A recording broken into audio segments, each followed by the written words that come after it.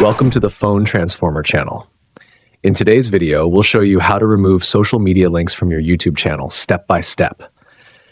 If you find this video helpful, please subscribe to our channel for more tech tips and tutorials. Let's get started. Step 1. To begin, open the YouTube Studio app on your Android phone. Make sure you're signed into your account to access all the necessary settings. Step 2.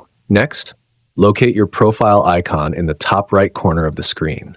Tap on it to reveal a menu of options. Step 3. In the menu, look for the pencil icon, which represents the Customize Channel option. Tap on it to access your channel's customization settings. Step 4. Once you're in the customization settings, find the Links option.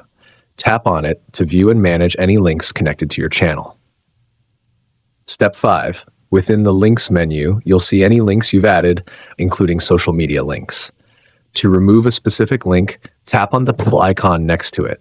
This will allow you to edit or remove the link.